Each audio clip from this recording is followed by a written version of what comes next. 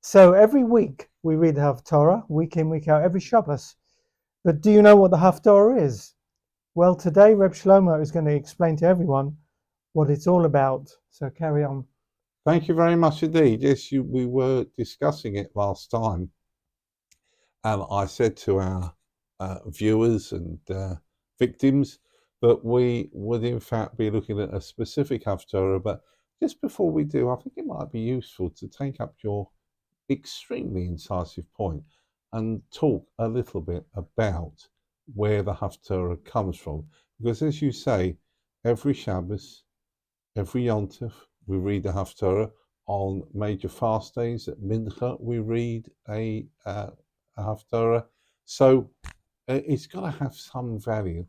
So the word Haftorah, the root of the word, it is potor, which means exempt.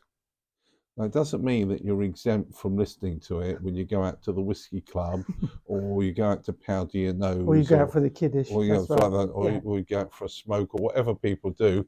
No. You see, originally the Torah was read in public, which I suppose you could say we do now because anybody can walk into a shul. But during the times of the Roman occupation, what happened was that they banned the reading of the Torah in public. And it was, I believe, on pain of death of anybody found doing it. So the sages at the time had a think. Must have been nice for them. And they came up with an idea, and they thought, if they found some sort of passage in the prophets which had the same theme consistent with the theme in the Sedra of the week, part 1, and part 2, they got some youngster to stand up and read it. Well, the Romans wouldn't take any notice of a little boy of 9 or 10 standing up there reading it. And because it was done that way, it kept the connection with what would have been the Sedra of the week. And therefore, if you like, the tradition carried on. Well, once the Romans had gone on their merry way to Rome or wherever they were going, the tradition was kept on. And thus we have a Haftorah for every occasion when there is reading from the Torah itself. That is the background to it.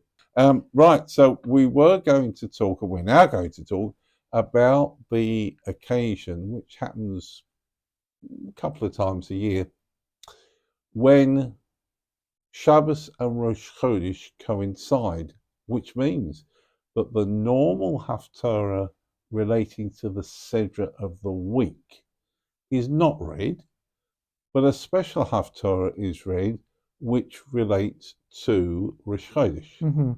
Fine. So where does it come from?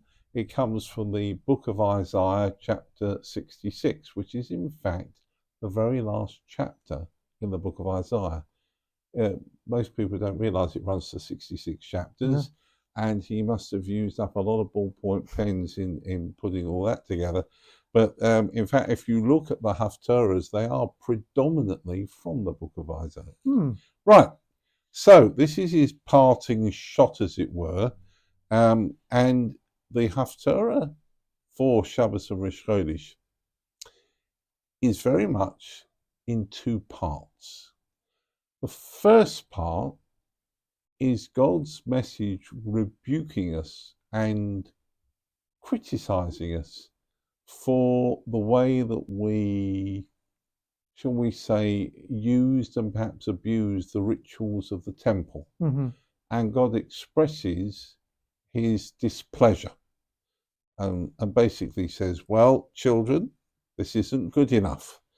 And the message there is quite strong in the way it, if you like, condemns the people.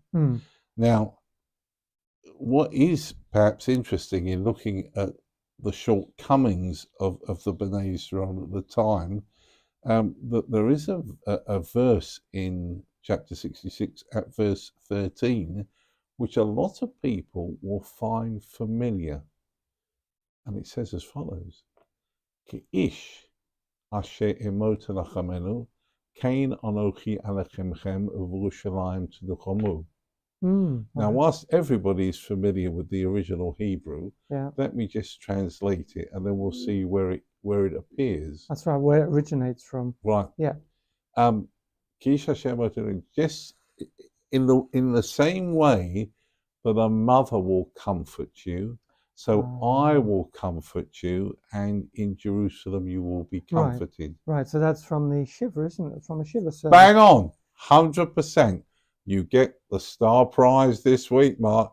Yes, it's one of the lines read, unfortunately, in a house of mourning for the particular prayers that are read for the mourners, and that's why people may say, "Oh, yes, I've heard that before somewhere," as you quite rightly said. And so the whole tenor. That's tenor. We're not slipping anybody a tenor. The whole tenor of the Haftorah moves from starting with criticism or rebuke, but moves on to comfort. Okay? Right. And as you know, softness is a thing called comfort, if you do your own washing. That is the way that it then moves on. Now, in a way, it is a comfort in advance for the times when the temple wouldn't be here. But it then moves on even further and starts to look ahead as a promise of better things to come. But verse 22, which is well into it and not far from the end, then talks about God's promise to make a new heaven and a new earth.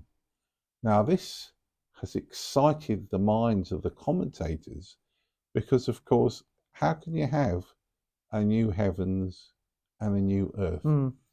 There's one particular commentator called Ibn Ezra, who was a medieval commentator in Spain, and he explains it in a way which I find very palatable. He says like this: you don't get a new heaven, you don't get a new earth. What you get is the messianic era where everything changes into a much more spiritual way. And so although the heavens and the earth are still there, they have, if you like, a different perspective. Quite what that will be, I can't say.